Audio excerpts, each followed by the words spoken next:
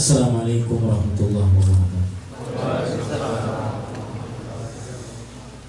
Bismillahirrahmanirrahim. Innal hamdalillah nahmaduhu wa nasta'inuhu wa nastaghfiruh wa na'udzu billahi min shururi anfusina wa sayyiati a'malina. Man yahdihillahu fala mudilla lahu wa man yudlil fala hadiya lahu. Wa asyhadu an la ilaha illallah wahdahu la syarika lah wa asyhadu anna Muhammadan abduhu wa rasuluh. Ya ayyuhalladzina amanu taqullaha haqqa tuqatih wa la tamutunna illa wa antum muslimun.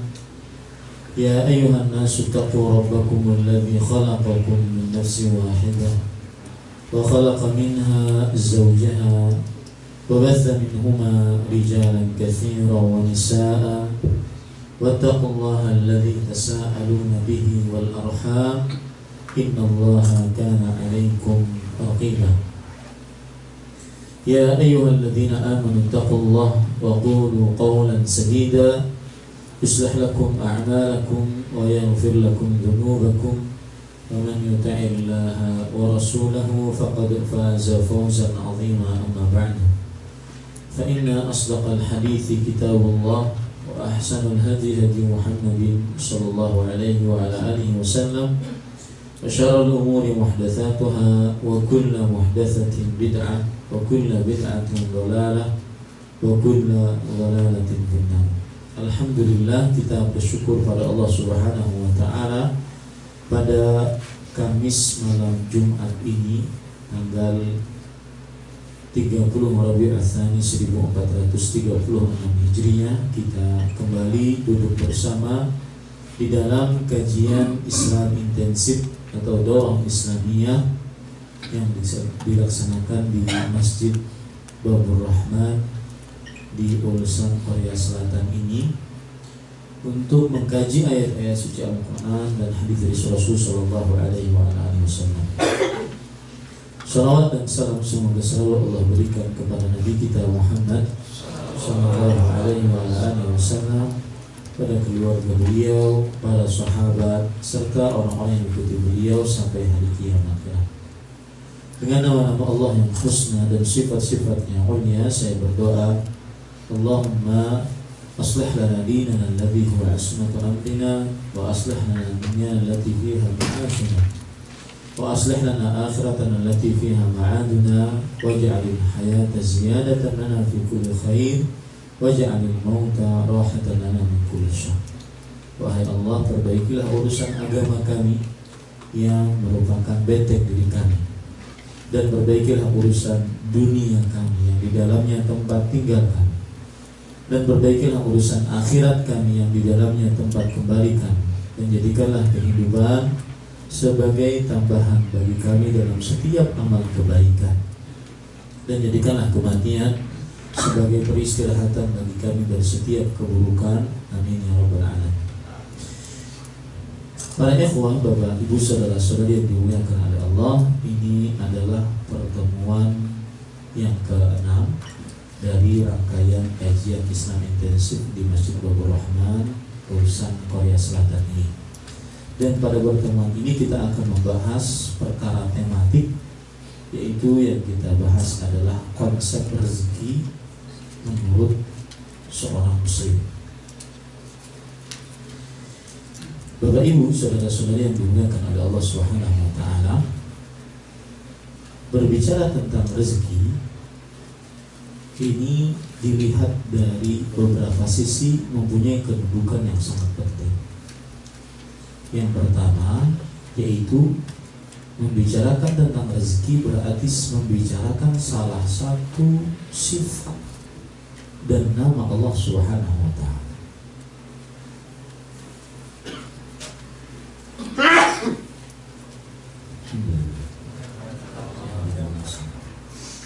Jadi poin yang pertama yang ingin kita bahas adalah kedudukan membicarakan tema ini. Kedudukan membicarakan konsep rezeki menurut seorang muslim.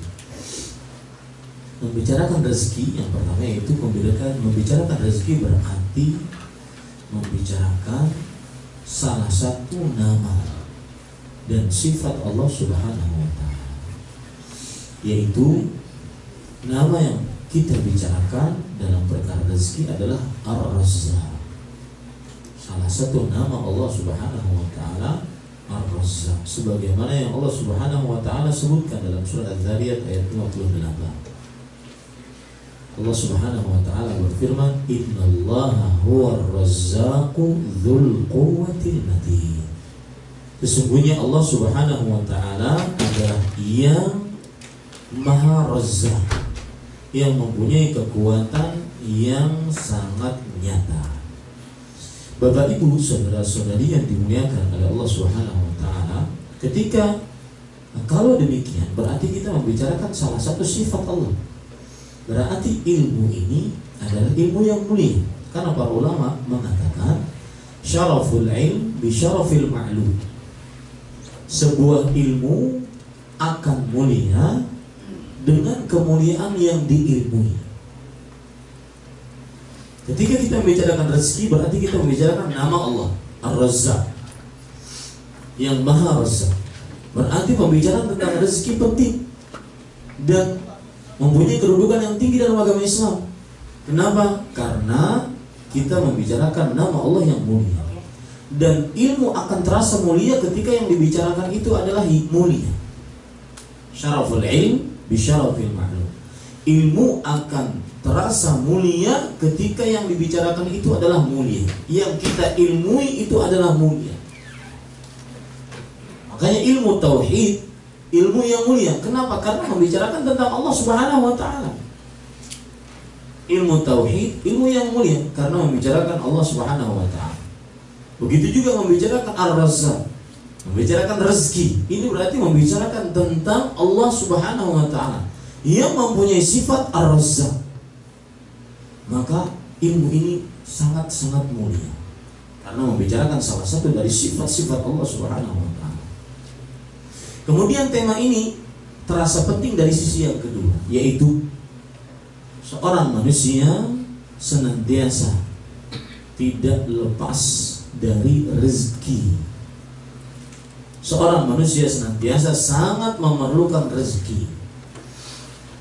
Maka di sini dilihat pentingnya perkara rezeki yang kita bicarakan sekarang. Pentingnya perkara rezeki yang kita bicarakan sekarang.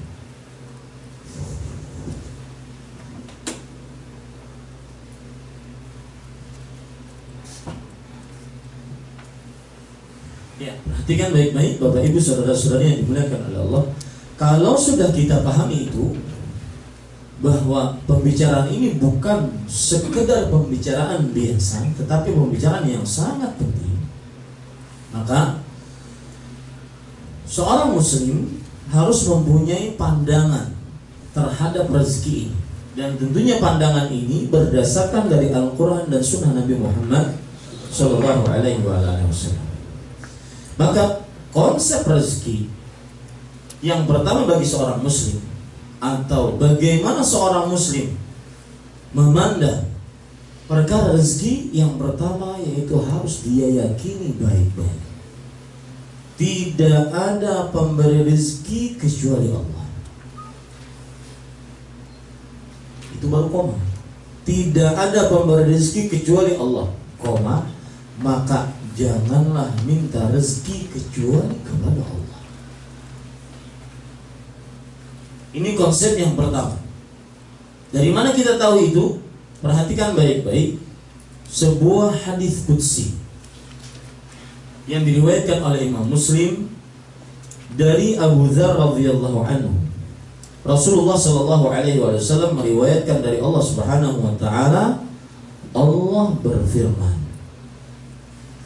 Hadisnya panjang, saya menyebutkan inti dari pendalilan dari hadis tersebut saja.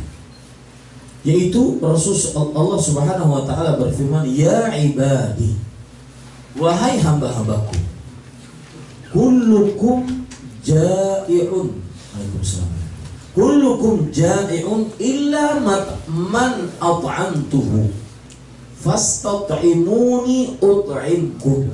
Ya, wahai hamba-hambaku, semua dari kalian lapar kecuali yang aku berikan makanan kepada dia, maka mintalah makanan kepadaku, pasti aku akan berikan makanan kepada kalian.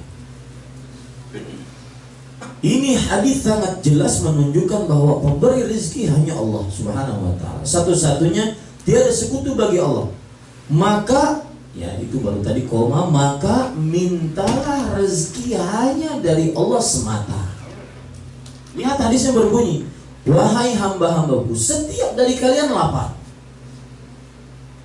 fastat'imuni ut'imkum. Setiap dari kalian lapar kecuali yang aku berikan makan kepada mereka, kepada kalian. Maka mintalah makanan kepadaku. Lihat di sini pelajaran akidah menarik. Yang langsung minta rezeki langsung kepada Allah, apa ganjarannya? Ut'imkum. Aku akan berikan langsung rezeki kepada dia, makanan langsung kepada dia.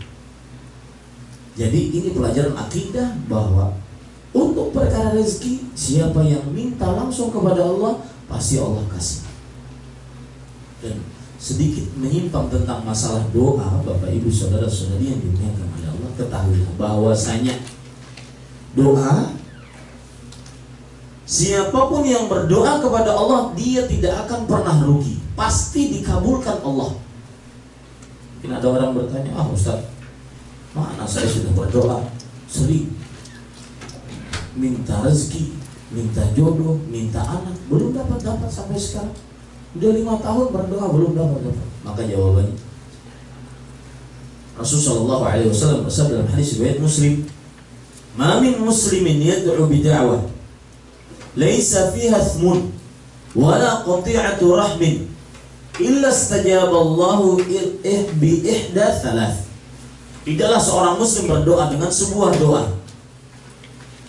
yang di dalam doa tersebut tidak melakukan dosa atau tidak memutuskan tali silaturahim, melainkan Allah akan mengabulkan dengan salah satu dari 3 pengabulan. Makanya saya katakan orang berdoa pasti dikabulkan oleh Allah. Pasti dikabulkan oleh Allah. Salah satu dari 3 pengabulan. Yang pertama yaitu imma an yu'ajjilallahu da'watuhu. Allah Subhanahu wa ta'ala akan mengabulkan segera permintaannya, langsung dikabulkan oleh Allah. Apa yang dia minta pada saat itu juga dikabulkan oleh Allah Subhanahu wa ta'ala. Yang kedua, imma an yudakhirahu fil akhirah. Allah Subhanahu wa ta'ala kabulkan permintaan dia di akhirat. Tetap dikabulkan, tapi bukan di dunia, di akhirat. Karena mungkin dia cocoknya dikabulkan oleh Allah bukan di dunia, tetapi di akhirat yang lebih cocok. Yang ketiga, wa imma an yasrifa anhu minas su'i mithlaha. Allah Subhanahu wa ta'ala mengabulkan tapi dengan cara lain. Kalau dia minta rezeki mungkin dikabulkan oleh Allah Subhanahu wa ta'ala bukan rezekinya, bukan uangnya yang dikasih, tapi mungkin kesempatan untuk mendapatkan rezeki yang dia berikan yang diberikan oleh Allah kepada dia, diganti dengan yang lebih baik dari permintaannya. Kalau seandainya dia minta dari semua penyakit, mungkin tidak dikasih, tetapi dikasih yang lebih baik, seperti meninggal dalam keadaan husnul khatimah. Nah, ini termasuk daripada pengabulan doa. Maka orang berdoa tidak pernah rugi. Dia akan dikabulkan salah satu dari 3 pengabulan Allah Subhanahu wa ta'ala. Maka kembali kita ke permasalahan rezeki. Dari hadis tadi kita pelajari baik-baik bahwa tidak ada yang bisa memberikan rezeki kecuali Allah Subhanahu wa ta'ala. Kemudian lanjutan dari hadis tadi, ya ibadi kullukum 'arin illa man kasautu fastaksuni aksukum. Wahai hamba-hambaku, semua dari kalian telanjang, gak pakai pakaian asalnya, kecuali yang aku berikan pakaian kepada dia. Maka minta pakaian kepadaku, pasti aku langsung kabulkan, pasti aku langsung berikan pakaian kepada dia. Ini menunjukkan bahwa pemberi rezeki hanya Allah. Maka mintalah rezeki kepada Allah Subhanahu wa ta'ala semata. Tinggalkan permintaan rezeki kepada selain Allah, tidak akan pernah ngasih. Allah Subhanahu wa taala berfirman, "Wa man adallu mimman yad'u min dunillah man la yastajibu lahu ila yaumil qiyamah wa hum 'an du'aihim ghafilun." Artinya, siapakah yang paling sesat? Mohon maaf bahasa saya, tidak ada yang lebih sesat, tidak ada yang lebih gila, tidak ada yang lebih kurang akal, tidak ada yang lebih orang yang mohon maaf bahasa saya, mohon maaf sekali, tidak ada yang lebih sinting dibandingkan orang yang berdoa kepada selain Allah yang tidak mengabulkan sampai hari kiamat. Ya, kok meninggalkan Allah yang kata Allah tadi, kalau kalian minta aku akan langsung kasih. Ditinggalkan minta kepada selain Allah, minta kepada jimat-jimat, minta kepada jin-jin. Saya pernah bertemu dengan kawan di Damam waktu itu. Beliau cerita bahwasanya saya benar-benar orang yang termasuk pernah mencari harta dengan bantuan jin, Ustaz. Kemudian beliau mengatakan, kami dapat emas itu, kami bikin sesaji, kami dapat emas tersebut, tapi emasnya nggak bisa dijual. Kalaupun dapat pasti tidak berkah. Ini cerita hakiki, orang cerita. Di pedalaman Sumatera beliau membuat sesaji untuk jin, pasti tidak akan berkah atau tidak akan dikasih. Waman awwalu, tidak ada yang lebih sesat dibandingkan orang-orang yang berdoa kepada selain Allah. Kenapa mereka sesat? Karena berdoa kepada selain Allah. Karena selain Allah, man la yastajibu lah, seseorang yang tidak bisa mengabulkan permintaan dia. Wa hum an du'aihim ghafilun, dan sesudah tidak bisa mengabulkan, mereka pun lalai terhadap doa-doa orang yang berdoa kepadanya. Yang lebih parah lagi, wahum an du'aihim ghafilun ila yaumil qiyamah, tidak bisa mengabulkan sampai hari kiamat, dan mereka lalai terhadap orang-orang yang berdoa tersebut sampai hari kiamat. Doanya tidak dikabulkan oleh Allah Subhanahu wa taala. Bagaimana bisa mengabulkan? Dia sendiri makhluk, dia sendiri membutuhkan Allah Subhanahu wa taala. Maka tinggalkan permintaan rezeki kepada selain Allah. Minta kepada jin, minta kepada dukun, minta kepada penglaris, kepada dukun, kepada tukang santet, guna-guna, pelet. Dan dalam Islam, Pak, tidak dikenal yang namanya ilmu putih, ilmu hitam. Dalam artian, kalau yang memberi jimat itu adalah seorang ustadz, kiai, habib, atau yang lainnya, itu disebut jimat putih, ilmu putih. Gak benar ini. Ya, minta langsung kepada Allah Subhanahu wa taala. Kita tidak perlu hal-hal yang seperti itu. Penglaris, kemudian jimat, ya. Karena yang memberikan rezeki hanya Allah Subhanahu wa taala. Maka mintalah rezeki kepada. Kan konsep berpikirnya mudah. Allah sang pemberi rezeki, maka Allah Subhanahu wa taala satu-satunya yang berhak memberikan rezeki. Maka mintalah kepada Allah. Konsepnya jelas, mudah dipahami dan mudah diamalkan. Tidak usah sulit-sulit. Dan ingat, Pak, tata cara beragama yang sulit-sulit pasti bukan dari Islam. Yang aneh-aneh pasti bukan dari Islam. Yang mustahil dilakukan oleh Rasulullah SAW pasti bukan dari Islam. Itu pasti. Saya pernah mendengar orang berzikir, Astaghfirullah, dia tarik dari atas kanan ke kiri, ke hati. Astaghfirullah, itu pasti bukan dari Islam. Kenapa? Mustahil Rasulullah SAW berzikir seperti itu. Pasti bukan dari Islam. Ya? Atau berzikir dengan jingkrak-jingkrak, berzikir dengan menari-nari, pasti bukan dari Islam. Meminta rezeki melalui jenglot, meminta rezeki melalui keris yang dianggap keramat. Saya heran kenapa sebagian manusia suka sekali hal-hal yang keramat. Cincin misalkan, jual cincin, katanya cincinnya dari zaman Nabi Sulaiman. Masa nggak hancur-hancur? Mustahil. Ya, Kenapa disebut Nabi Sulaiman, bukan Nabi Ayub, bukan Nabi Zakaria? Kan Nabi Sulaiman katanya raja yang mempunyai kekuasaan, kekayaan yang tidak dimiliki oleh selain beliau. Raja yang sangat kaya. Maka ini dusta, ini bohong, dan ini bertentangan dengan Al-Quran dan Sunnah Rasulullah SAW. Mencari rezeki dengan ritual-ritual yang belum pernah dikerjakan oleh Rasulullah SAW. Ini tidak akan mendatangkan rezeki kecuali rezekinya tidak berkah, ataupun dapat rezeki juga tapi akhirnya minta tumbal. Itu pasti. Kalau mencari rezeki, mintalah kepada Allah semata. Tiada sekutu bagi Allah. Minta kepada Allah. Allahumma rzuqni ya Razzaq, Allahumma rzuqni ya Razzaq, Allahumma rzuqni. Minta rezeki kepada Allah Subhanahu wa taala.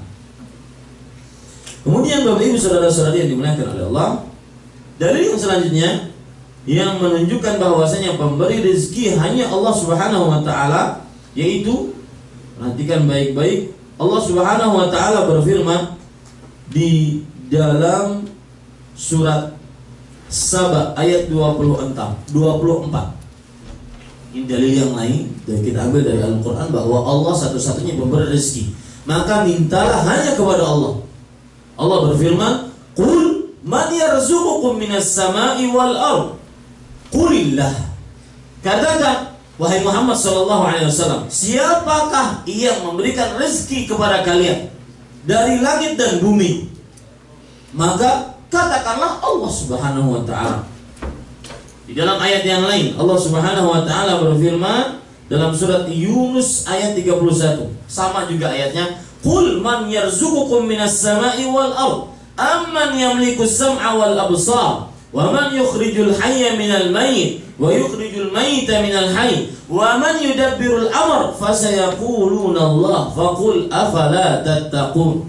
Katakan wahai Muhammad sallallahu alaihi wasallam, siapa yang memberikan rezeki dari langit, bumi, siapa yang memiliki pendengaran, penglihatan, siapa yang mengeluarkan yang hidup dari yang mati dari yang hidup, siapa yang mengatur alam semesta ini? Maka orang-orang kafir Quraisy mengatakan Allah Subhanahu wa taala. Lihat, jangan sampai kalah dengan orang kafir Quraisy. Orang kafir saja dari kaum Quraisy menyatakan bahwa pemberi rezeki adalah Allah. Ini ada orang minta rezeki kepada selain Allah. Tapa di pesugihan, tapa di petilasan, mandi di ritual-ritual di tempat-tempat pesugihan. Ya, ini termasuk daripada minta rezeki dengan selain Allah Subhanahu wa taala, dan tidak akan pernah dapat rezeki. Kalaupun dapat, pasti cepat rusak ataupun tidak berkah. Ini para ikhwan yang dirahmati oleh Allah Subhanahu wa taala. Baik, kemudian kalau sudah kita pahami itu, maka kita masuk kepada poin yang kedua, yaitu bahwa rezeki semua makhluk, saya ulangi, konsep rezeki yang kedua adalah harus kita yakini seyakin-yakinnya bahwa semua rezeki semua makhluk, bukan hanya manusia, jin dan binatang pun telah dijamin oleh Allah. Ini konsep rezeki yang kedua. Harus diyakini seyakin-yakinnya tanpa ada keraguan di dalamnya bahwa semua makhluk dari mulai manusia, jin, binatang dengan segala macam jenisnya yang menjamin rezekinya adalah Allah. Telah dijamin rezekinya oleh Allah. Jadi jangan takut, Pak. Jangan takut rezeki kita habis. Kenapa? Karena sudah dijamin oleh Allah Subhanahu wa taala. Yang belum kita dapat berarti memang belum rezeki kita. Karena kalau rezeki kita pasti kita dapat, karena Allah telah menjamin rezeki kita. Seseorang tidak akan pernah mati kecuali telah menyempurnakan rezekinya. Allah yang menjamin rezeki seseorang, bukan Anda yang menjamin. Contoh permasalahan yang menarik dalam perkara Allah menjamin rezeki. Sebagian orang tua akhirnya membuang anaknya gara-gara dikhawatirkan orang tua tidak bisa menafkahi anaknya. Sebagian orang tua akhirnya menelantarkan anaknya. Dia titipkan kemana, dia titipkan kemana. Ketika ditanya, nak, bapak ibu mana? Gak tahu, pak. Saya dilempar sama bapak dan ibu saya ke panti. Ini salah satu mental-mental orang yang tidak paham konsep rezeki. Rezeki, konsep yang kedua harus diyakini seyakin-yakinnya bahwa Allah Subhanahu wa ta'ala telah menjamin seluruh rezeki seluruh makhluk tanpa tersisa. Ya, tanpa tersisa. Allah Subhanahu wa ta'ala berfirman di dalam surat Al-Ankabut ayat 60. Wa ma min dabbatin fil ardi illa 'ala Allahi rizquha wa ya'lamu mustaqarraha wa mustawda'aha kullun fi kitabim mubin. Artinya, tidak ada makhluk melata di bumi kecuali Allah yang menjamin rezekinya, termasuk manusia. Allah yang menjamin rezekinya. Wa ya'lamu mustaqarraha, dan Allah Subhanahu wa ta'ala yang mengetahui di mana tempat makhluk tersebut berada. Wa mustawda'aha, kemudian di mana makhluk tersebut kalau sudah dapat rezeki dia simpan di mana, Allah tahu. Kullun fi kitabim mubin, semuanya sudah di dalam kitab yang nyata, yaitu di dalam kitab Allahul Mahfuz. Lihat penjelasan Imam Ibnu Katsir terhadap ayat ini, bahwa semua rezeki sudah dijamin oleh Allah Subhanahu wa ta'ala. Jadi maksud saya ketika menyebutkan konsep yang kedua ini, kalau sudah dijamin, kita jangan pernah takut. Yang ada pada kita adalah kita berusaha semaksimal mungkin, karena Allah menjamin semua rezeki. Kalau kita dapat anak, misalkan orang menikah, kemudian bilang ke istrinya, "Dek, gak usah punya anak dulu ya. Nanti kalau sudah punya anak, bagaimana kita memakani?" Yang ngasih makan bukan Anda, Allah Subhanahu wa ta'ala. Kalau seandainya orang mau menikah, kenapa nggak mau nikah? Aduh Ustaz, kalau seandainya nikah, bini saya mau dimakanin apa? Ya, nasi. Yang memakani bini kita, anak-anak kita adalah Allah Subhanahu wa ta'ala. Kenapa? Karena Allah telah menjamin rezekinya. Coba perhatikan perkataan Imam Ibnu Katsir pada ayat ini. Beliau mengatakan, la tutiqu jam'uhum wa la tahsilu wa la tudakhiru syai'an li ghad. Allahu yarzuquha ay yaqbidu laha rizquha ala dha'fiha wa yassiruhu laha fayab'athu ila kulli makhluqin min ar-rizq ma yasluhuhu hatta adh-dhurr fi qararil ard wa at-tayr fil hawa wal hitan fil ma'. Subhanallah. Artinya Bapak Ibu saudara-saudari yang dimuliakan oleh Allah, tidak ada seseorang yang mampu mengumpulkan rezekinya. Tidak ada. Tidak ada yang mampu menabung rezekinya selain Allah. Allah yang memberikan rezeki kepada dia, dan Allah yang memudahkan rezeki itu datang kepada dia. Sampai kata Imam Ibnu Katsir rahimahullah ta'ala, kepada seluruh makhluk, sampai semut-semut yang ada dalam lubangnya di dalam tanah, Allah memudahkan rezeki dia. Ya, jadi kenapa kita kemudian putus asa? Maka konsep yang kedua ini sebenarnya tadi koma, harus diyakini seyakin-yakinnya bahwa Allah menjamin rezeki seluruh makhluk. Maka jangan berputus asa dari mencari rezeki, karena semua rezeki makhluk sudah dijamin oleh Allah Subhanahu wa ta'ala. Sampai Imam Ibnu Katsir mengatakan hatta dzur fil qararil ard, sampai semut yang kecil di dalam bumi Allah jamin rezekinya. Wa tayra fil hawa, sampai burung yang di udara Allah jamin rezekinya. Wal hitan fil ma, dan ikan-ikan yang ada di lautan Allah jamin rezekinya. Bayangkan berapa semut, berapa ikan, berapa burung, itu semua yang menjamin adalah Allah Subhanahu wa ta'ala. Setelah ini kita masih putus asa? Ya, harus semangat, harus optimis, harus selalu berhusnudzon kepada Allah Subhanahu wa taala. Sebagian orang Pak, ini memang sifat manusia. Wa kana al-insanu dha'ifan. Manusia itu lemah. Sedikit usaha, sedikit terganjal, langsung aduh udah deh. Aduh udah deh. Ya. Sedikit terganjal langsung putus asa. Itu kebiasaan manusia, Bu. Wa kana al-insanu dha'ifan. Kemudian di dalam kitab Imam Ibnu Katsir Al-Jassas berkata, fihi ikhbarun bi anna rizqal jami' 'ala Allah Ta'ala. Di dalam ayat tersebut terdapat kabar bahwa rezeki seluruh makhluk dijamin oleh Allah. Wallahu sayusabbibu. Allah yang akan menyebabkan lahum ma yunfiquna 'alal aulad wa 'ala anfusihim. Allah yang akan menyebabkan rezeki yang sehingga dengan rezeki tersebut mereka bisa menafkahi anak mereka dan diri mereka sendiri. Dan ada pemandangan menarik para ikhwan, terutama bagi orang-orang yang menelantarkan anak sampai membunuh anaknya karena takut miskin. Perhatikan surat Al-Isra ayat 31. Allah Subhanahu wa taala berfirman, "Wala taqtulu auladakum." Jangan kalian membunuh anak-anak kalian. Ini yang suka menelantarkan anak, terutama di zaman sekarang, terutama hal-hal yang kejadian sebelum menikah, accident before marriage, berzina. Di samping dia menanggung malu, dia juga bingung ini mau anaknya mau diberikan makan apa. Maka perhatikan baik-baik. Jadi orang, subhanallah ya para ikhwan sekalian, maksiat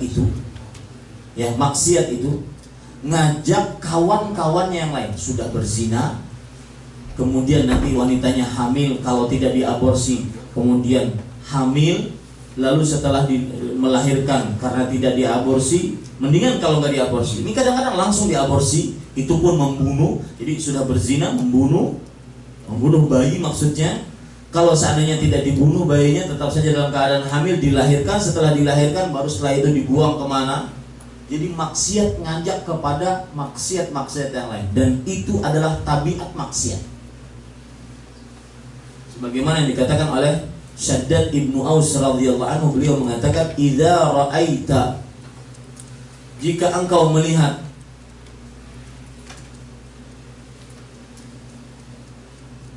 "Idza ra'aital khati'ata fil ardh fa'lam anna laha akhwan." Jika engkau melihat sebuah maksiat di bumi, maka ketahuilah bahwasanya dia mempunyai saudari-saudarinya lain yang mengajak kepada yang lain. Saya beri contoh, orang minum khamar, setelah minum khamar kelahi, habis itu membunuh, kemudian bunuh diri. Jadi ngajak kawan-kawan yang lain. Seorang suka nonton film porno, habis itu melakukan masturbasi, habis itu melakukan zina, habis berzina melakukan bunuh diri, ngajak kawan-kawan yang lain. Sama seperti itu, sama seperti tadi, ya. Ini perhatikan, Allah Subhanahu wa taala berfirman di dalam Al-Qur'an tadi, "Wala taqtulu auladakum khasyata imlaq." Jangan kalian membunuh anak-anak kalian karena takut miskin. Miskinnya belum terjadi, baru takutnya. Karena takut miskin, jangan dibunuh. Kemudian Allah Subhanahu wa taala berfirman, "Nahnu narzuquhum wa iyyakum." Kami yang memberikan rezeki kepada mereka, yaitu kepada anak-anak kalian dan kepada kalian, wahai para orang tua. Kenapa kalian membunuh anak-anak? Kenapa kalian takut terhadap tidak mempunyai rezeki? KB yang memutuskan agar tidak punya anak lagi. Ketika ditanya kenapa, nanti anak saya diberi makan apa? Siapa yang beri makan? Allah Subhanahu wa taala yang beri makan. Dan di sana ada penemuan lain, itu tadi surat Al-Isra ayat 31. Karena takut miskin. Sedangkan di dalam surat Al-An'am Allah Subhanahu wa taala berfirman di dalam Al-Qur'an, "Wala taqtulu auladakum min imlaq." Surat Al-Isra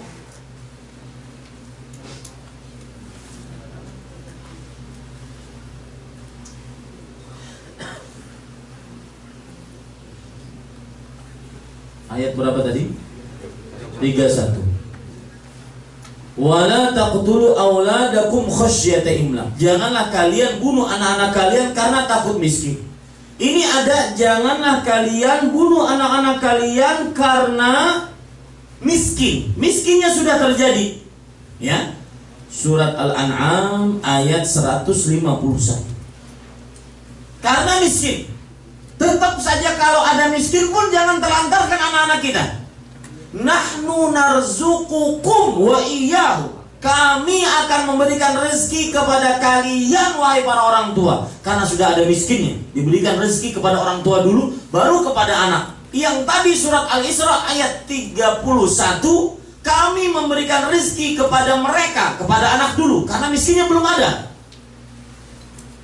Dan kepada kalian wahai para orang tua. Nah, perhatikan nanti di kamar lebih detail surat Al-Isra ayat 31 dengan surat Al-An'am ayat 151. Nah, maka Bapak Ibu saudara-saudari yang dimuliakan oleh Allah, ketika kita meyakini poin kedua ini, bahwa yang kedua yaitu seorang muslim konsep rezeki menurut dia adalah dia meyakini seyakin-yakinnya Allah telah menjamin rezeki seluruh makhluk. Maka pada saat itu tidak boleh dia berputus asa dalam mengais rezeki. Konsep yang ketiga,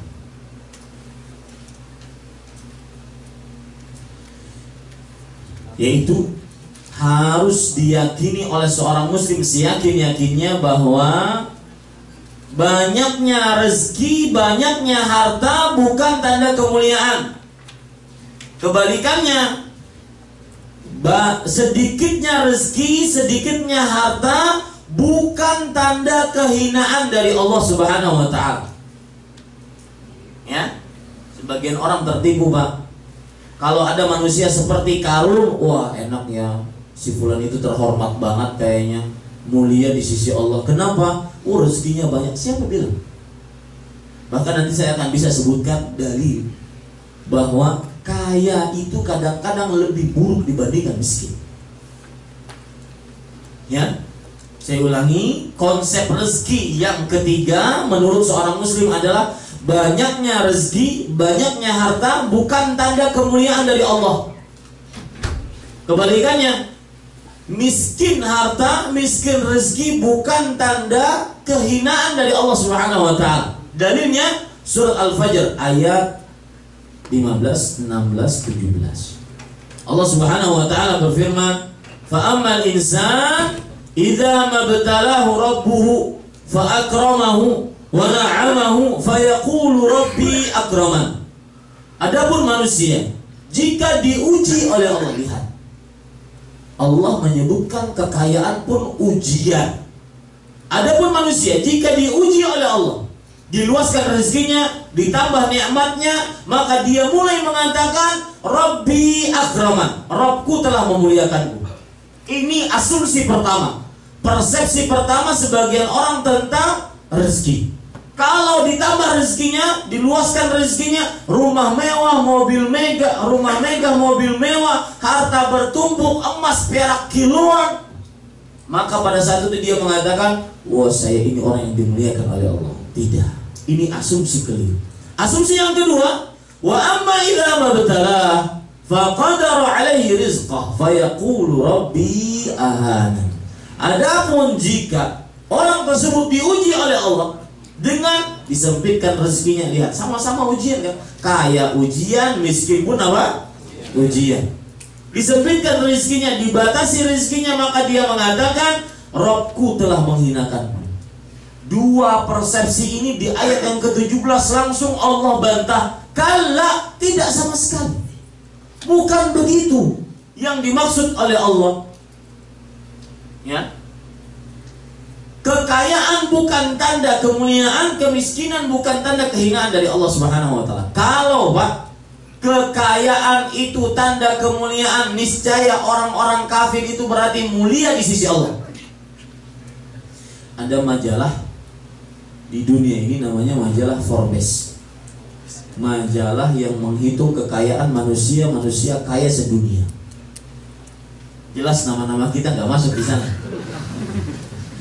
Ya, bukan di belakang lagi, nggak ada. Ya, itu hanya khusus untuk orang-orang kaya. Coba lihat. Dari nomor pertama mungkin sampai nomor 100 yang paling banyak adalah orang-orang kafir yang kaya. Bukti nyata bahwasanya kekayaan bukan tanda kemuliaan. Makanya siapa yang mencari kemuliaan dengan kekayaan ini sangat keliru. Makanya pula orang kaya jangan merasa orang yang mulia di sisi orang miskin. Jangan-jangan pemungut sampah mereka lebih mulia dibandingkan orang-orang yang diluaskan rezekinya oleh Allah Subhanahu wa taala. Ya. Kalau seandainya di bawah Masjid Babur Rahman ini kemudian digali tanah, kemudian dapat harta, orang akan menyebut hartanya karun. Kira-kira karun sampai nggak ke ulusan jadi?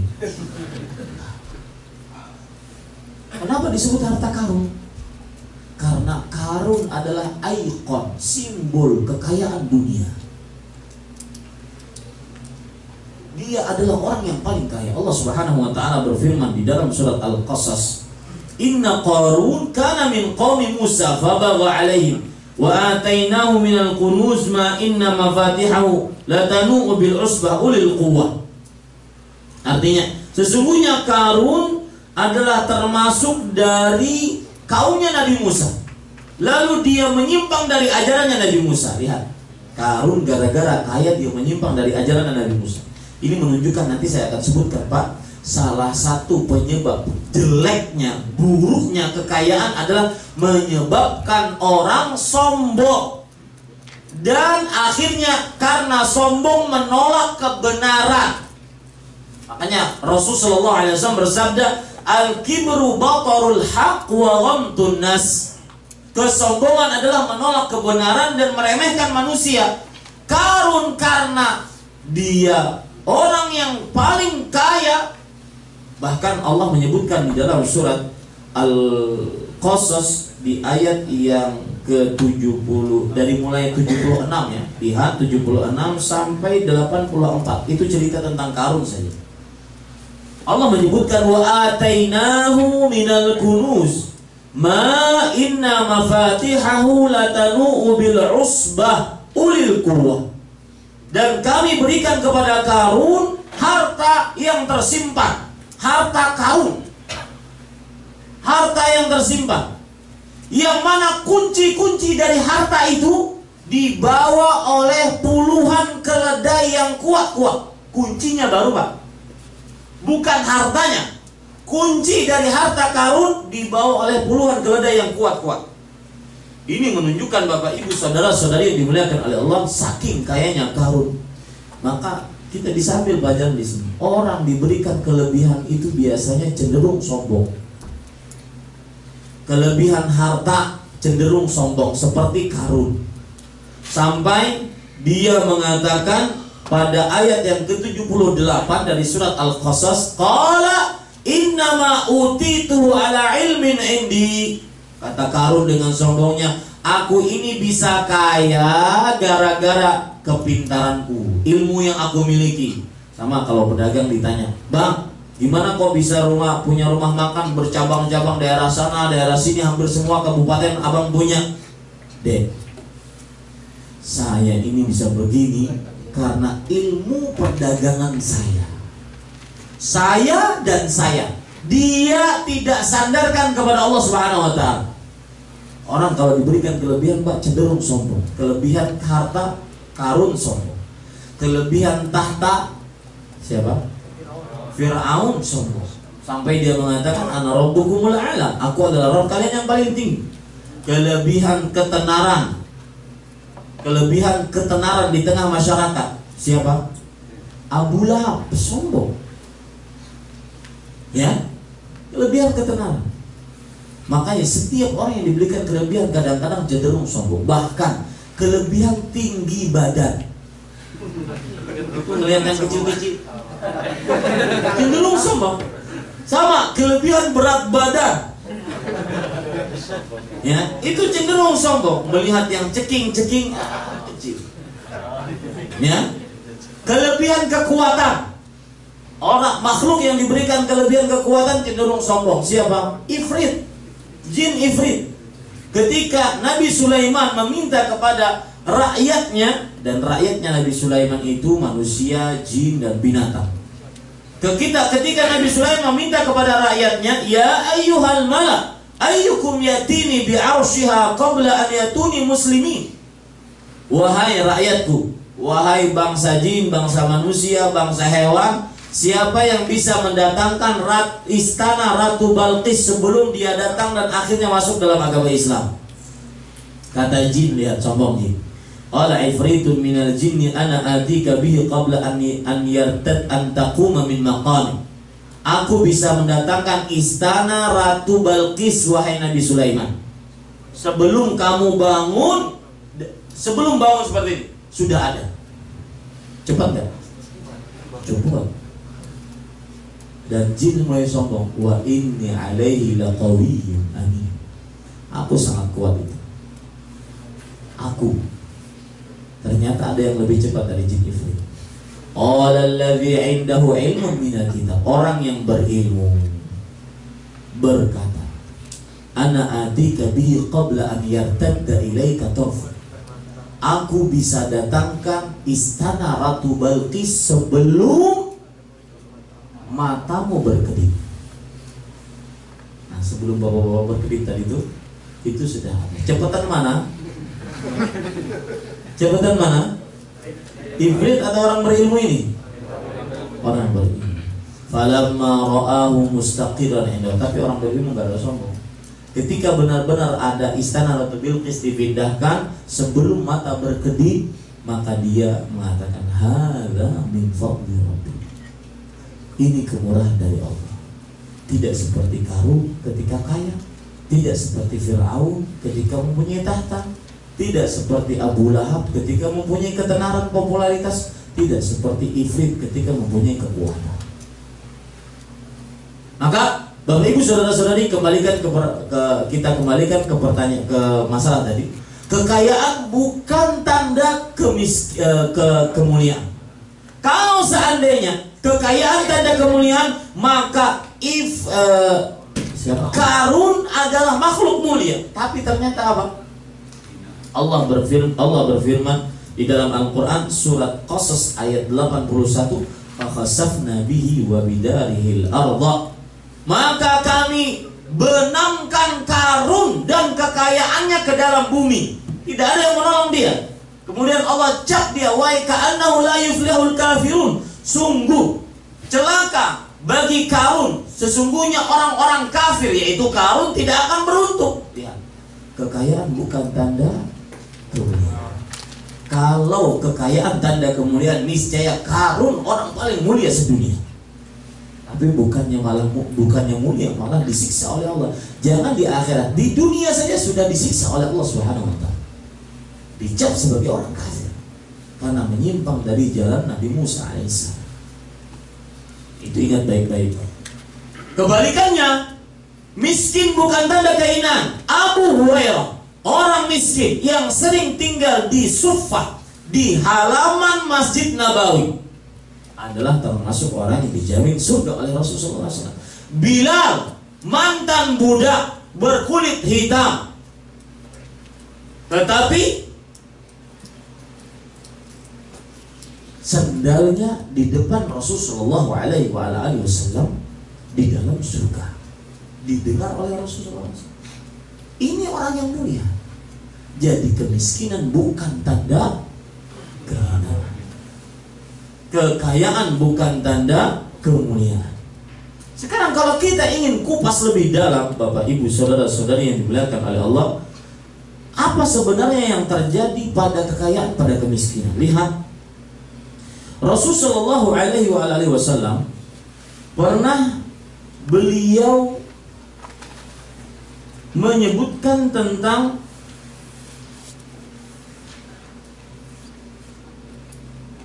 lihat baik-baik ya. Rasulullah SAW pernah menyebutkan tentang bahwa orang kaya atau kekayaan terkadang lebih buruk dibandingkan kemiskinan. Ya, kekayaan terkadang lebih buruk dibandingkan kemiskinan. Coba perhatikan baik-baik. Nabi Muhammad SAW pernah berdoa, Allahumma inni a'udzubika min syarri fitnatil ghina wa fitnatil faqr. Lihat baik-baik. Sebentar ya. Ya.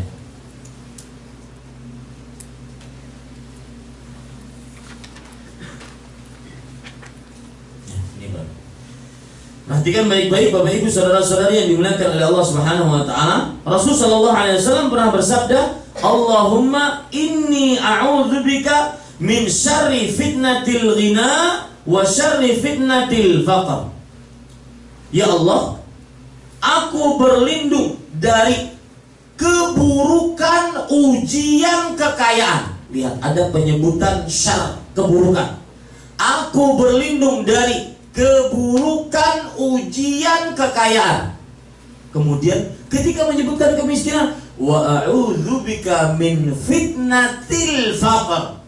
Aku juga berlindung kepada engkau dari ujian kemiskinan. Apa bedanya, Pak? Tidak disebutkan apa? Keburukan. Yang disebutkan keburukan hanya pada ujian kekayaan. Saya ulangi. Allahumma inni a'udzubika min syarri fitnatil ghina wa fitnatil faqr wa a'udzubika min fitnatil faqr. Wahai Allah, aku berlindung kepadamu dari keburukan ujian kekayaan, dan aku berlindung denganmu dari ujian kemiskinan. Apa bedanya antara keduanya? Penyebutan keburukan.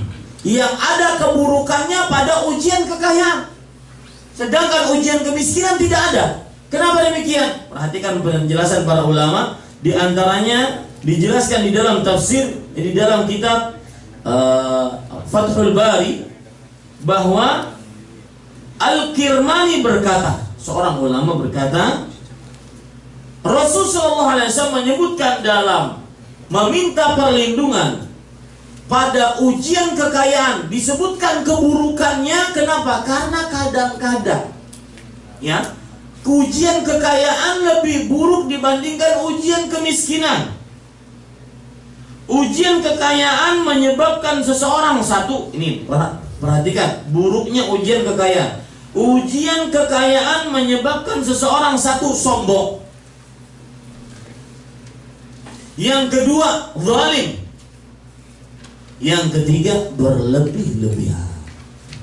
Dan ini semua tidak ada pada orang miskin. Mana orang miskin bisa sombong? Hei kalian yang rumah gedoan, nih saya rumah gubuk. Kan gak cocok, miskin sombong. Itu tidak ada di dalam kamus orang miskin. Ya, miskin sombong tidak ada. Makanya kadang-kadang ujian kekayaan lebih buruk dibandingkan ujian kemiskinan. Dari sini kita artikan pula bahwa kemiskinan bukan tanda kehinaan, kekayaan bukan tanda kemuliaan. Maka saya sangat membenci seorang miskin kadang-kadang nunduk-nunduk di hadapan orang-orang kaya. Kenapa ya? Mereka sama-sama hamba Allah. Mereka diberikan ujian dengan kekayaan, kita diberikan ujian dengan kemiskinan. Bahkan ujian kekayaan itu lebih buruk, lebih berat dibandingkan ujian kemiskinan. Tapi ngomong-ngomong Pak, Bapak mau miskin mau kaya? Hah? Kaya. Berarti mau dapat keburukan.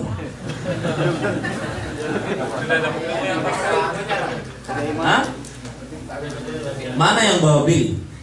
Kaya bersyukur atau miskin bersabar? Kaya bersyukur. Yang kaya bersyukur.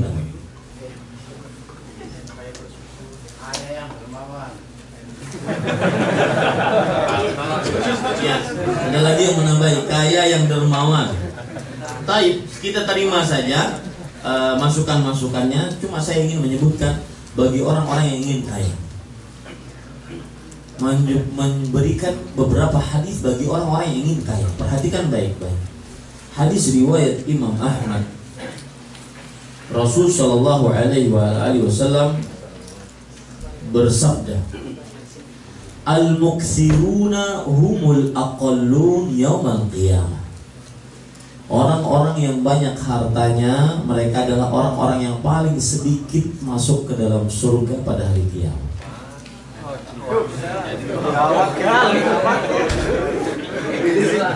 Nah, mau masih?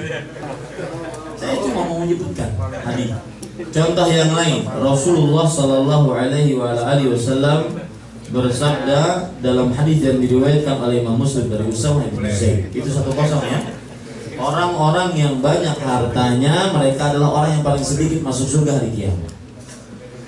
Kemudian hadis riwayat Muslim, Rasul Shallallahu Alaihi Wasallam bersabda, "Kuntu ala babil jannah, fa idza 'ammatu man dakhalaha al-masakin, wa idza ashabul jaddi mahbusun." Aku berdiri di pintu surga, kata Rasulullah. Ternyata aku lihat kebanyakan yang masuk surga orang-orang miskin. Aduh, gimana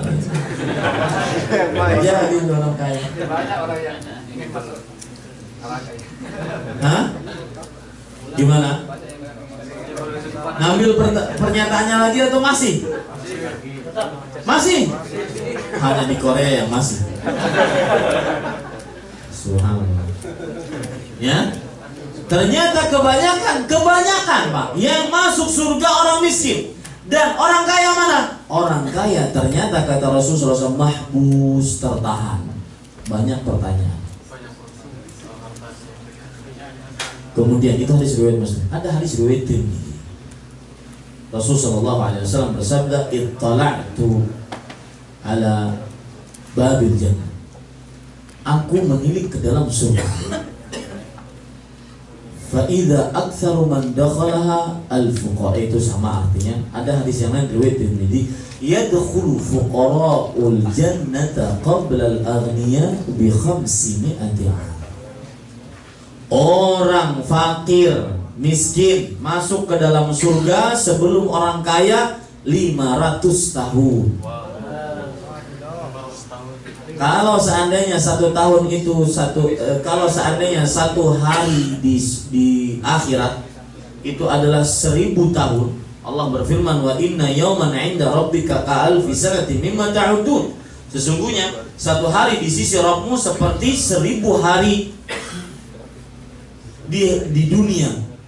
Ini 500 tahun, entah 500 tahun hitungan dunia atau hitungan akhirat. Kalau 500 tahun hitungan dunia saja sudah lama sekali. Bagaimana kalau seandainya hitungan akhirat? Satu harinya 1000 tahun. Berarti 500 tahun berapa tahun? Banyak. Ini bukti orang-orang yang sudah putus asa. 3-0 gak bisa jawab. Hat-trick gak bisa dijawab. Ya? Yang sedang-sedang saja. Yakin gak mau kaya?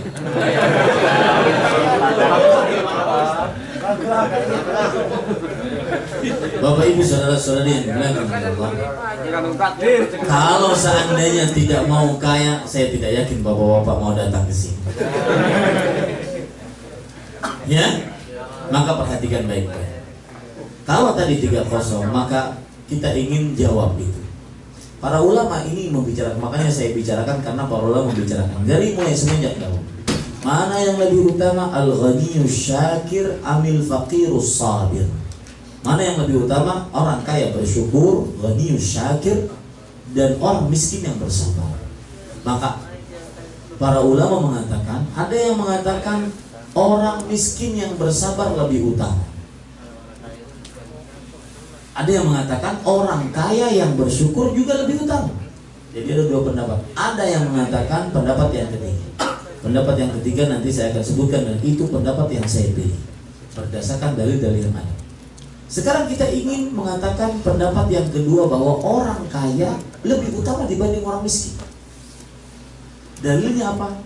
Satu, ayat-ayat, sekitar ada 9 ayat yang berhubungan dengan jihad di jalan Allah.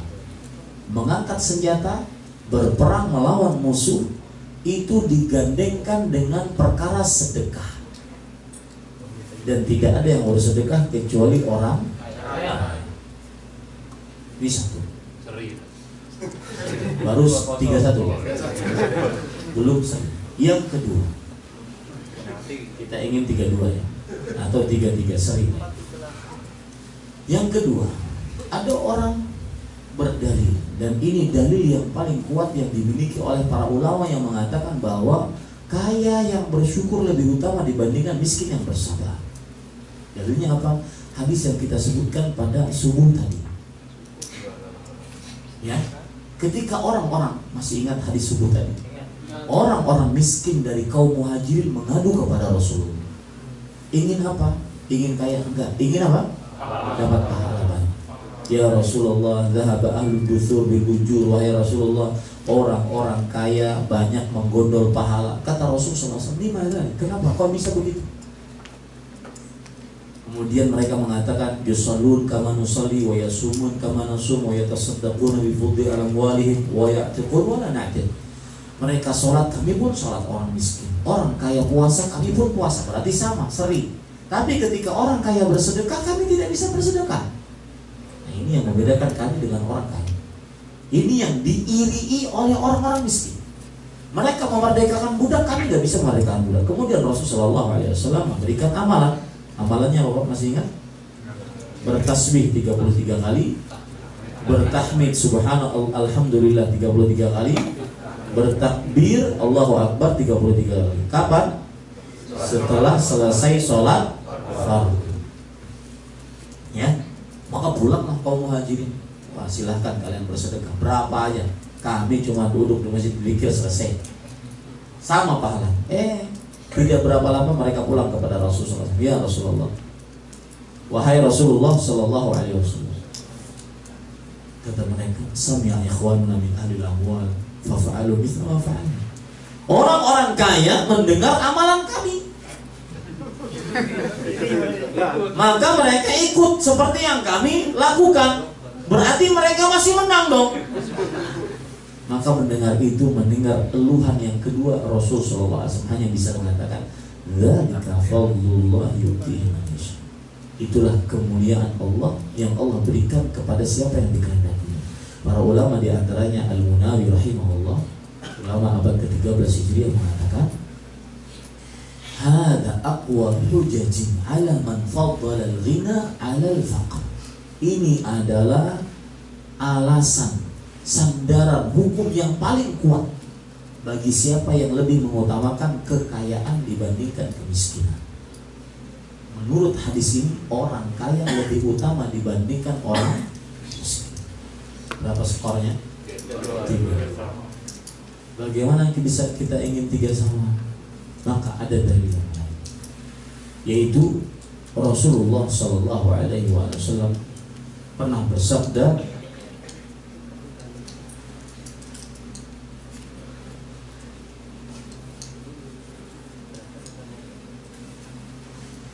Rasulullah Shallallahu Alaihi Wasallam pernah bersabda di dalam sebuah hadis yang diriwayatkan oleh Imam Bukhari dari Sa'ad bin Abi Waqqas. Ceritanya, saat ini adalah sahabat Rasulullah. Beliau waktu itu sakit keras. Beliau mengira bahwasanya beliau akan mati, kemudian atau meninggal. Beliau kemudian berkata kepada Rasul Shallallahu Alaihi Wasallam, "Wahai Rasulullah, aku adalah seorang diri.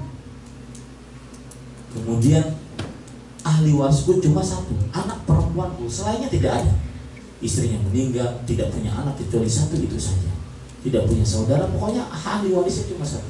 Maka beliau mengatakan, para ikhwan yang dirahmati oleh Allah Subhanahu wa taala, beliau mengatakan di dalam hadis tersebut, yaitu, "Aku ya Rasulullah, usi bimali kulli." Wahai Rasulullah, aku ingin berwasiat dengan seluruh hartaku. Anak perempuanku mungkin punya suami nanti, aku wasiatkan saja seluruh hartaku. Maka kata Rasul, tidak boleh, itu banyak. Kemudian orang Sa'ad bin Abi Waqqas mengatakan, "Fasyatr, kalau begitu setengah dari hartamu aku akan wasiatkan." Kata Rasulullah SAW, "Tidak." Kemudian qultu athluth, lalu aku mengatakan kepada Rasulullah SAW, "Wahai Rasulullah, kalau begitu aku sedekahkan, wasiatkan hartaku ini di jalan Allah 1/3 dari harta." Kata Rasulullah SAW, "Bolehlah 3/3. Dan sepertiga itu pun sudah banyak. Makanya kalau orang mau meninggal, tidak boleh memberikan wasiat dari hartanya kecuali sepertiga. Itu pun diberikan wasiat bukan kepada ahli waris, karena ahli waris sudah mempunyai bagian tersendiri. Misalkan ada bapak meninggal, bapak ini mempunyai anak yang masih kecil, umur masih SD mungkin atau SMP, sedangkan anak-anaknya yang lain sudah berkeluarga, dapat pekerjaan misalnya. Dia kasihan, dia mau meninggal. Bagaimana kalau saya meninggal, anak ini siapa yang biayai? Maka dia tulis wasiat setengah dari harta saya untuk anak yang paling terakhir. Ini gak boleh. Kenapa? Anak yang paling terakhir pun dapat apa? Warisan. La wasiyata li waris. Tidak boleh memberikan wasiat kepada ahli waris. Tidak boleh. Lalu wasiat itu diberikan kepada siapa? Selain ahli waris. Ya, kerabat yang selain ahli waris, dan itu kan. Baik, kembali ke permasalahan tadi. Kemudian Rasulullah SAW setelah itu bersabda, innaka antada'a warasataka aghniya khairun min antada'ahum 'alatan yatakaffafuna an-nas fi aydihim. Sesungguhnya wahai Sa'ad, kenapa kamu dilarang untuk menyedekahkan hartamu seluruhnya setengah dan diperbolehkan hanya sepertiga? Sesungguhnya engkau meninggalkan keluargamu dalam keadaan berkecukupan lebih baik dibandingkan meninggalkan keluargamu dalam keadaan penyakit bagi manusia, minta-minta terhadap manusia.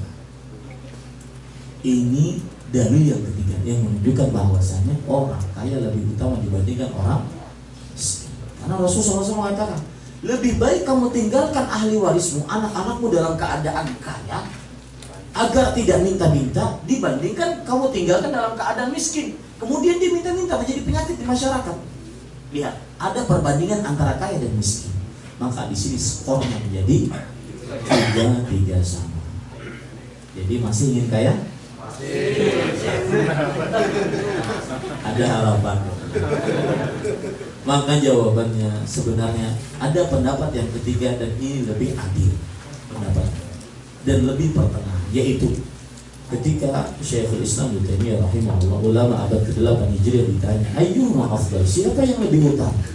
Al-ghaniyus syakir amil faqirus sabir, kaya yang bersyukur atau miskin yang bersabar? Maka beliau menjawab, afdaluhuma atqahuma lillah. Yang paling utama dari keduanya adalah yang paling bertakwa. Karena derajatnya sama, antara miskin bersabar, kaya bersyukur, itu derajat sama. Kapan bisa dibedakan? Ketika salah satunya lebih bertakwa kepada Allah. Fa in istawaya fit taqwa. Fa in istawaya fit darajah. Jika sama takwanya, berarti sama dia kedudukan. Tidak ada yang lebih utama di antara kaya dan miskin. Karena Allah berfirman dalam surat Al-Hujurat ayat 13, inna akramakum 'indallahi atqakum. Sesungguhnya yang paling mulia di sisi Allah di antara kalian adalah yang paling bertakwa. Baik, kembali ke permasalahan tadi, Pak. Ya. Sekali lagi, harta bukan tanda kemuliaan. Miskin bukan tanda kehinaan. Dan saya katakan, permasalahan harta ini sudah saya singgung juga sebelumnya. Permasalahan harta. Seseorang yang diluaskan rezekinya oleh Allah, itu tidak patut dia berbangga. Kenapa? Karena dia nggak mesan sama Allah Subhanahu wa Ta'ala. Masalah harta itu sudah ditakdirkan oleh Allah 50.000 tahun sebelum menciptakan kita dulu. Lalu kenapa kita banggakan? Ini konsep harta rezeki yang ketiga. Konsep rezeki yang keempat, menurut seorang muslim, adalah harta yang sebenarnya yang kita miliki adalah yang kita jalankan di jalan Allah. Punya tabungan ratusan juta tapi nggak pernah sedekah, itu bukan hartamu, mas. Itu hartanya ahli waris. Konsep rezeki yang keempat adalah harta yang sebenarnya yang dimiliki oleh seorang muslim adalah yang dijalankan di jalan Allah. Coba Pak, bikin persentase Pak. Kita di Indonesia punya rumah, punya mobil, punya motor. Coba, kita di surga punya nggak itu? Rumah, mobil, motor, ya. Dan bagaimana cara memiliki rumah di surga? Bangun rumah-rumah Allah. apalagi katanya ada rencana ingin bangun masjid.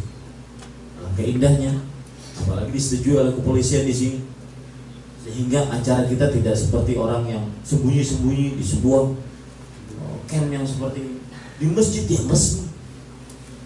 Mungkin pengikutnya tambah banyak, ingin punya harta, ingin punya rumah di surga.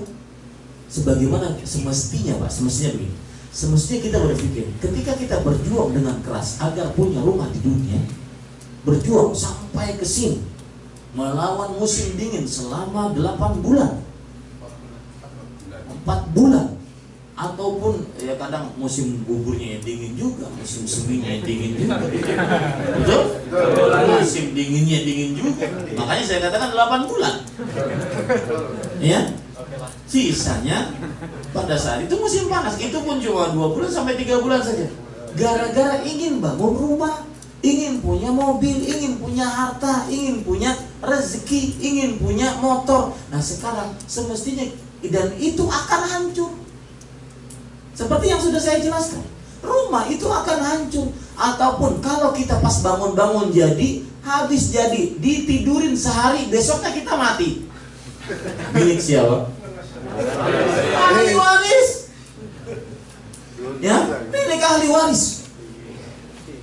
Maka sekarang semestinya kita harus membangun rumah yang itu kita miliki selamanya, kekal abadi, lebih utama dibandingkan rumah di surga, rumah di dunia. Itu rumah di surga. Bagaimana caranya? Sedekahkan harta Anda di jalan Allah untuk bangun rumah-rumah Allah. Rasulullah SAW bersabda, "Man bana lillahi masjidan."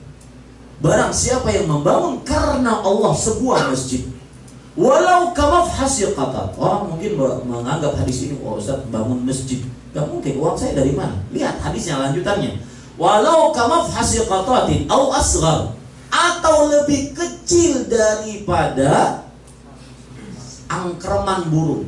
Jadi kalau burung lagi mengangkremi telurnya, itu ada sarangnya. Nah di situ, itu lalau lebih kecil daripada angkreman burung, banallahu lahu baitan fil jannah. Allah pasti bangunkan rumah dia di surga.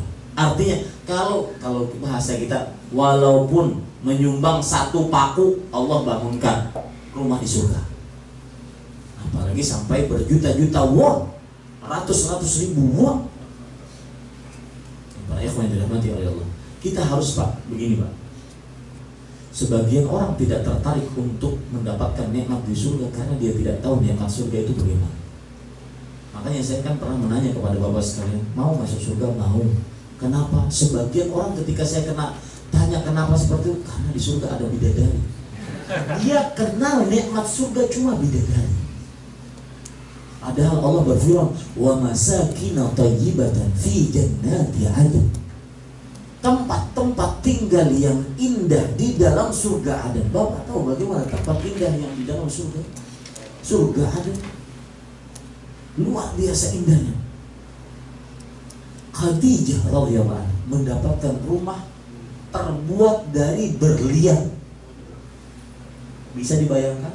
Tidak bisa. Itulah surga. Saya setelah membaca beberapa kali, saya menyampaikan kajian tentang surga, saya cuma dapat 1 ringkasan tentang surga. Surga sama dengan nikmat yang sangat indah, tidak bisa dibayangkan. Itu surga. Dan itu berdasarkan hadis Rasulullah SAW riwayat Imam Ibnu Majah, wa annal jannata la khatara. Surga itu nikmat yang tidak bisa dibayangkan. Bapak bisa membayangkan sungai, ya. Ini saya tidak berbicara tentang keindahan wanita, belum kita berbicara tentang keindahan bidadari. Ini saya berbicara tentang masakinah thayyibah, tempat-tempat indah di surga. Bapak pernah melihat sungai atau pernah membayangkan sungai yang di bawah-bawah sungai itu batu-batunya itu berasal dari berlian-berlian. Kemudian di samping-sampingnya pasir-pasirnya itu adalah emas. Gak bisa terbayangkan. Itu langsung gak bisa dibayang. Nikmat terindah yang tidak bisa dibayangkan itu surga. Belum seperti yang saya sebutkan tentang mudahnya didapat di dalam surga. Ya. Ketika kita ingin berdiri, pohon buahnya berikut berdiri di samping kita. Nggak ada susah. Jadi nggak ada keringatan di surga, nggak ada kedinginan, ya, tidak ada. Makanya di dalam surga itu nggak ada orang buang air besar, buang air kecil. Karena buang air besar itu capek, Pak. Betul, capek. Nggak ada di surga. Semua yang indah-indah hanya ada di surga. Dan tidak ada semua tidak ada yang capek, susah, ya, kemudian sulit didapat, itu nggak ada. Itu baru berbicara masalah wa masakin thayyibah, tempat-tempat yang indah di dalam surga. Nah, Bapak Ibu saudara-saudari yang dimuliakan oleh Allah, indah yang begitu semestinya kita ingin mendapatkannya. Indah seperti itu tidak pernah rusak. Saya, Pak, baru di Indonesia 1 tahun, sekitar 1 tahun 3 bulanan ini di Indonesia. Saya alhamdulillah bangun rumah selesai, baru ditinggali 4 bulan sudah retak-retak. Kenapa? Karena tanah Banjarmasin tanah gambut, yang sedikit saja ada getaran langsung bergeser dia. Semuanya air. Kita bangun rumah di atas rawa, itu retak-retak. Saya bilang ini dunia ini. Surga mana ada yang seperti ini, retak-retak. Saya keluar 500 juta untuk bangun rumah ini, surga, ya Allah, dunia. Itu disayang-sayang. Sedangkan rumah surga yang kekal abadi lebih baik, nggak pernah kita sayang-sayang. Kita simpan duitnya. Ya. Coba bikin presentasi, saya bilang. Kita punya rumah di dunia, punya nggak di surga? Punya transportasi di dunia, punya nggak transportasi di surga? Ini para ikhwan yang dirahmati oleh Allah Subhanahu wa taala.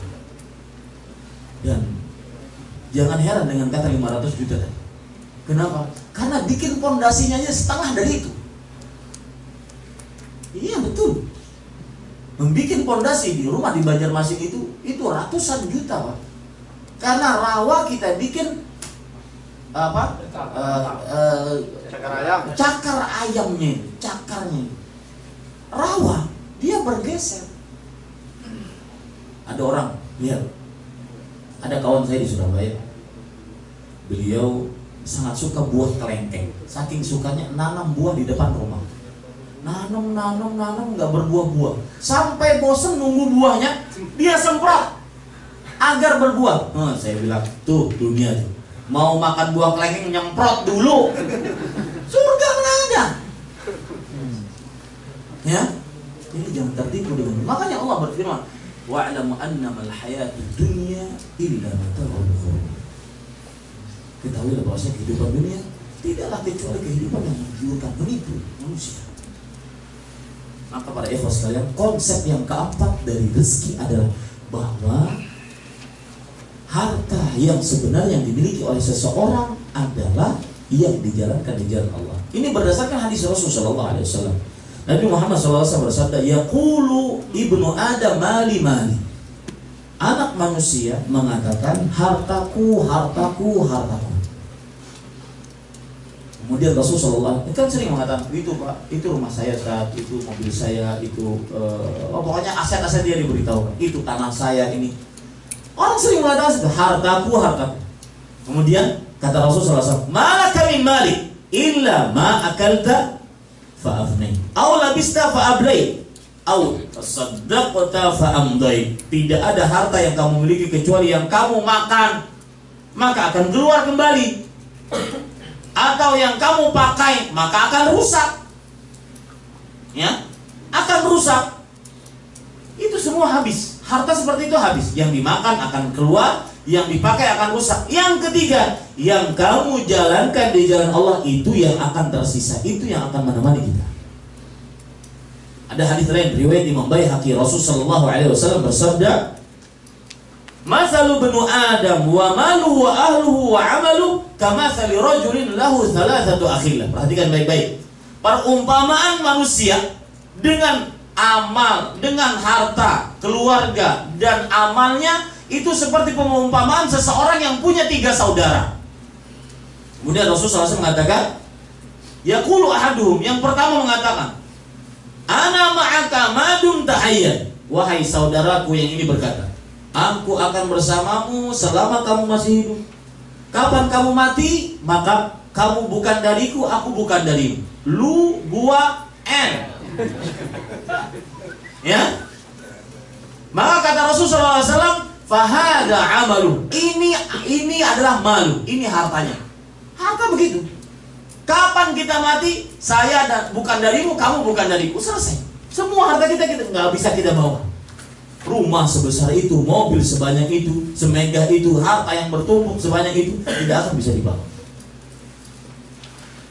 Kemudian yang kedua, saudara yang kedua mengatakan, aku akan bersamamu selama kamu hidup. Kapan kamu dimasukkan ke dalam kubur, maka kamu bukan dariku, aku bukan darimu.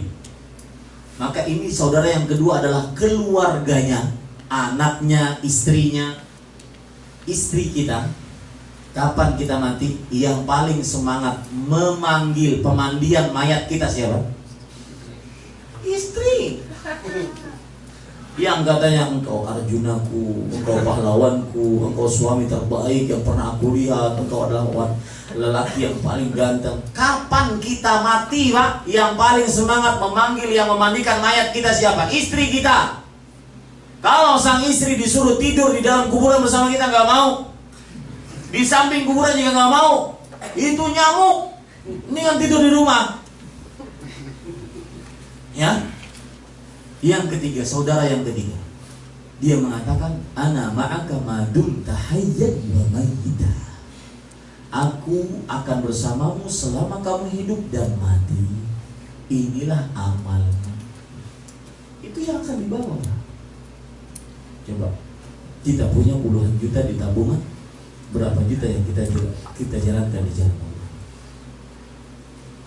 Ya, itu harta kita hakiki.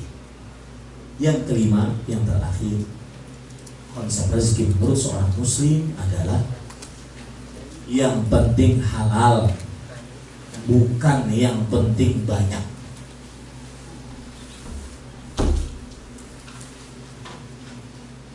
Yang penting halal, bukan yang penting banyak. Apa maksudnya? Dalam mengais rezeki seorang muslim harus meyakini bahwasanya yang penting itu halal. Kenapa yang penting halal? Karena Allah telah mentakdirkan seluruh makhluk rezeki-rezekinya. Yang bukan takdir dia tidak akan pernah dapat. Makanya yang penting halal. Mau Anda cara yang halal, mau Anda cara yang haram, maka tidak akan pernah keluar dari takdir. Sedangkan kita diperintahkan untuk mencari rezeki yang halal. Dan bermasalah, Pak, kalau seandainya rezeki yang haram kita biasakan.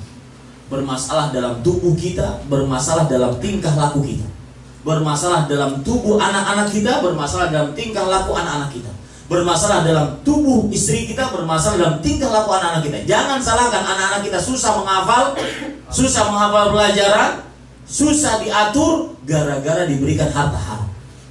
Jangan salahkan kalau istri kita dinasihati dengan satu kalimat, dia menjawab 100 kalimat. Karena kita beri makan dengan makanan yang haram. Ya, Allah berfirman dalam Al-Quran dalam surah Al-Baqarah, yamhaqullahu riba. Allah menghancurkan harta riba. Ini salah satu jenis harta yang diharamkan. Dan itu berlaku juga pada seluruh harta. Allah akan hancurkan harta yang diharamkan. Imam Ibnu Katsir menafsiri ayat ini. Maksud dari ayat ini adalah dua hal. Yang pertama, hartanya akan ludes habis-habisnya. Allah hancurkan, nggak akan tersisa. Yang kedua, harta ini akan tersisa tapi tidak ada manfaatnya, nggak berkah. Maka cari yang halal.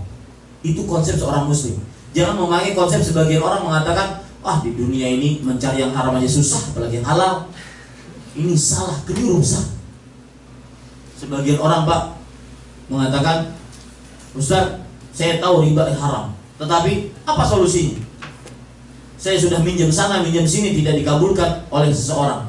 Akhirnya tidak ada solusi kecuali minjam kepada bank. Maka saya katakan, apakah sebejat itu Allah Subhanahu wa Ta'ala membuat peraturan?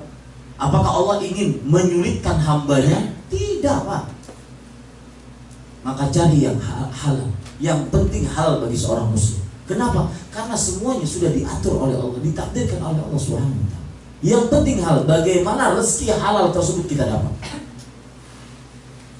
Ini zaman sekarang apalagi aneh-aneh cara orang mencari rezeki. Saya pernah berkawan dengan orang-orang Pertamina. Subhanallah, kadang-kadang itu pipa Pertamina dibocorin kemudian dialirkan ke rumahnya. Iya.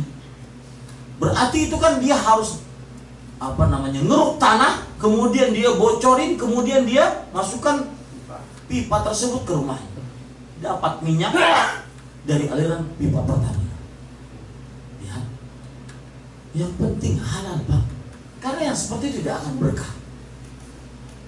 Kemudian contoh-contoh yang lain, di antaranya orang mencari dengan cara menipu, memalsukan, mengoplos. Di zaman sekarang banyak sekali menipu. Daging dioplos, semangka disuntik biar tambah manis, tambah merah. Kemudian ayam dioplos, minyak dioplos. Bahkan saya punya teman punya rumah makan. Beliau bilang, sekarang ini Ustaz, merica dioplos. Merica sekecil itu dioplos.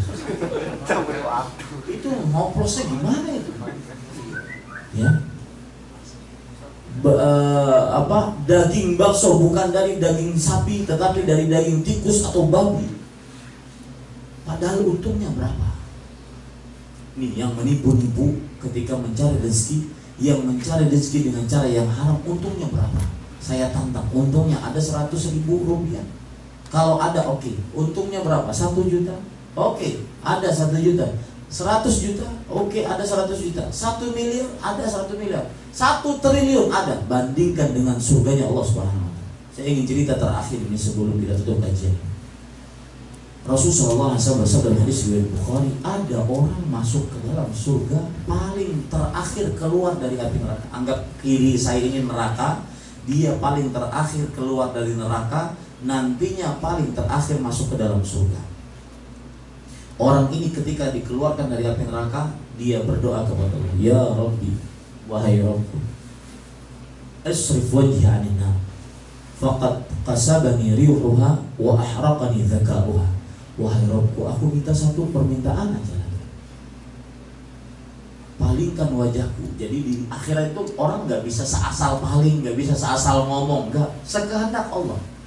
Ketika Allah mengeluarkan dia dari neraka, tapi wajahnya masih menghadap neraka. Orang ini minta kepada ya Allah, palingkan wajahku dari api neraka menghadap surga. Itu baunya, hawanya membakar wajahku. Tidak masuk ke dalam surga, tidak masuk ke dalam neraka. Di luarnya, baunya dan hawanya membakar wajah. Maka Allah mengatakan, ya fulan, wahai fulan, kalau seandainya aku kabulkan permintaan, apakah engkau tidak akan minta selain permintaanmu itu? Maka orang tersebut mengatakan, la ya Rabbi, tidak wahai Rabb, aku tidak akan minta lagi. Ini saja permintaanku terakhir. Demi Allah aku tidak minta. Dia sumpah habis-habisan sama Allah, tidak minta lagi, kecuali dipalingkan wajahnya dari api neraka menuju surga, menghadap surga. Maka apa yang terjadi? Allah pun memalingkan wajahnya. Kemudian ketika dia berpaling melihat ke surga, ro'a bahjatah wa zahrata, dia melihat indah dan megahnya surga. Dia terbengong-bengong sekata, Masya Allah, dia terbengong, diam lama sampai dia tidak sadar. Ya Rabbi, qarribni 'inda babil jannah. Wahai Rabbku, tolong dekatkan pintu surga. Tadi udah minta, nggak minta apa-apa, udah nyumpah sama sekali, nggak minta apa-apa, tapi dia masih minta kepada Allah. Sampai Allah mengatakan, wahai fulan, bukankah engkau telah berjanji untuk tidak meminta apa-apa setelah aku berikan apa yang aku minta? Orang ini memakai satu senjata.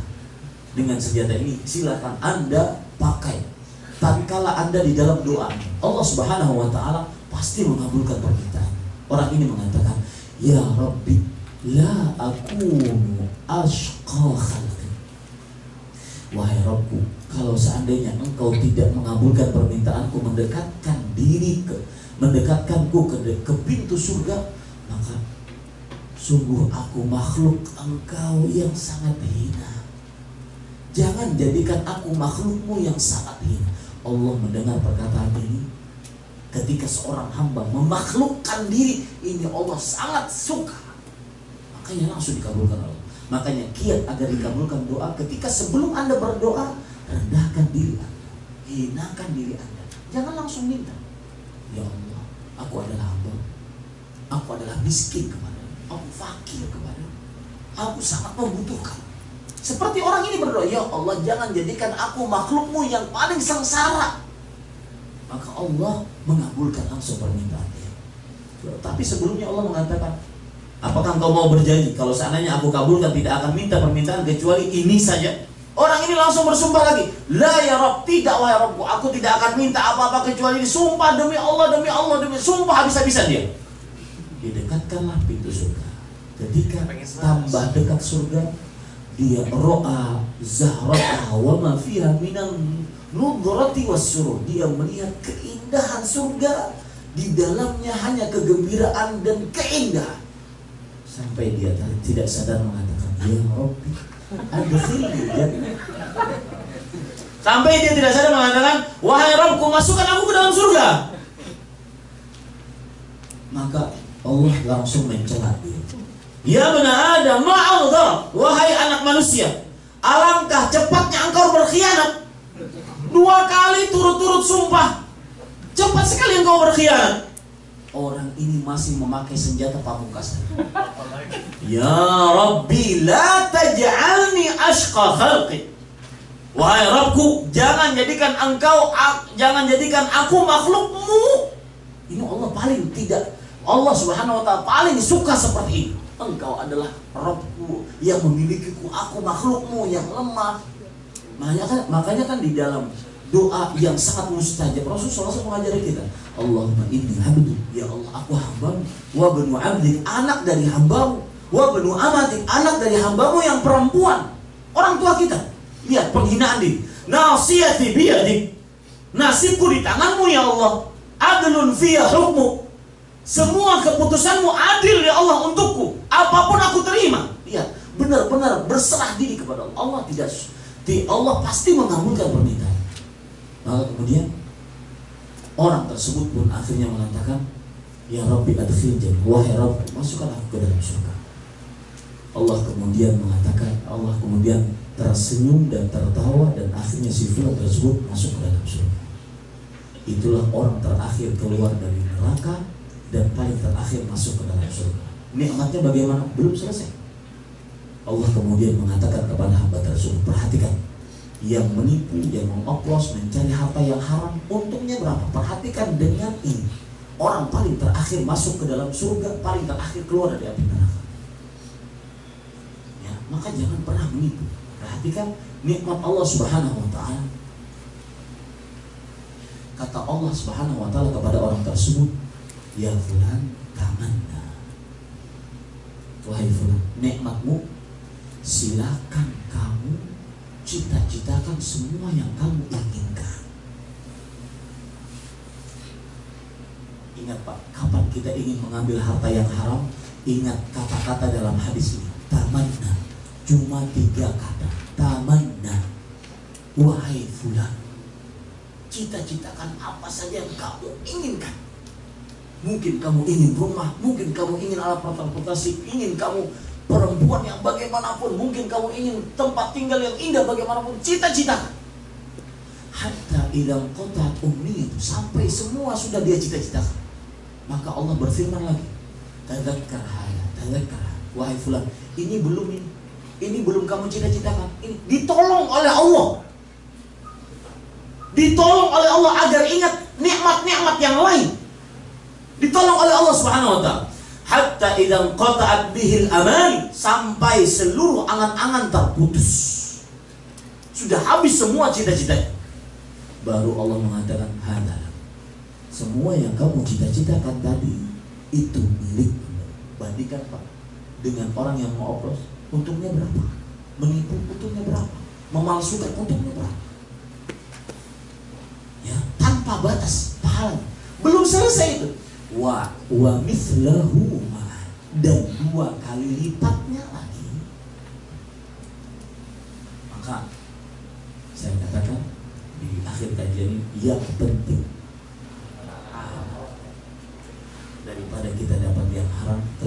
terbanyak di dunia, ternyata tidak melebihi surga paling terakhir orang yang masuk dalam surga. Kapan kita mencari yang haram, maka ini kata-kata dalam hadis tersebut tamanna mungkin bisa dijadikan sebagai nama sebuah anak, entah laki-laki atau perempuan. Tamanna, ya, artinya apa? Berangan-angan, bercita-cita kamu masuk ke dalam surga. Semua yang dia inginkan dia dapat. Jelas kalah yang tadi mengoplos cuma dapat 100.000, ya bikin daging bakso dari daging babi dapat berapa? Bikin yang lebih aneh lagi, bikin dari daging tikus. Sudah nyari tikusnya capek. Ya, otaknya dipikir gimana itu sebenarnya? Ya, itu 5 konsep rezeki bagi seorang muslim. Mudah-mudahan bermanfaat. Sallallahu alaihi Muhammad walhamdulillah. Saya menikah bulan lalu, mempelai pria dan wanita tinggal di 2 negara berbeda di luar Indonesia. Ijab kabul di Indonesia diwakilkan oleh saudara. Sahkah pernikahan saya? Asalkan wali perempuan itu ada dan terjadi ijab kabul, kemudian ada saksi, ada mahar, maka pernikahannya sah meskipun diwakilkan oleh saudara. Asalkan saudaranya nggak yang ngembat ya. Nanti diwakilkan oleh saudara, ini istri saya katanya. Ya, boleh saja diwakilkan. Misalkan bapak di sini, kemudian perempuannya di luar Indonesia, kemudian walinya di Indonesia, yang ada adalah saudara bapak yang ada di Indonesia, maka mungkin takut diambil orang, dan akhirnya nikah, boleh saja diwakilkan, tidak mengapa. Wallahu a'lam. Adapun via telepon, misalkan perempuan di sini, laki-lakinya di sini, kemudian walinya nggak ada, walinya di Indonesia, via telepon, maka ini lebih baik dijauh. Ditakutkan karena terjadi penipuan ataupun yang semisal. Bagaimanakah hukum perempuan yang menghadiri majelis ilmu yang mayoritas laki-laki tanpa disertai mahramnya? Tentunya masalahnya kan seperti ini sebenarnya sekarang. Ibu-ibu yang bekerja di sini tanpa mahram, maka lebih baik saya kemarin dapat SMS dari TKW di Hong Kong. Beliau cerita, saya sendirian tanpa mahram dan saya bekerja ini membeli anak saya, suami sudah tidak mengurus dan semisal permasalahan keluarga. Maka saya katakan, apa nasihatnya Ustaz? Saya katakan, pulang Bu. Tapi gimana hutang saya? Pulang Bu, saya sudah jawab, pulang. Kenapa? Karena wanita tanpa mahram itu berdosa kepada Allah SWT. Berdosa kepada Allah Subhanahu wa taala, dan kita harus taat. Makanya kita mengkaji 2 kalimat syahadat kan? Salah satu hadis Rasulullah SAW menunjukkan la tusafiril mar'atu illa ma'adhi mahram. Tidak boleh seorang perempuan bersafar kecuali bersamanya mahramnya. Dan subhanallah, kami waktu itu di Arab Saudi, saya di Arab Saudi bekerja, ketika terjadi moratorium antara Indonesia dengan Arab Saudi sehingga tidak memutus lagi pekerja-pekerja perempuan, itu kita bersyukur. Kita tidak malu di hadapan bangsa lain. Bangsa lain itu menghina kita dari sisi mana?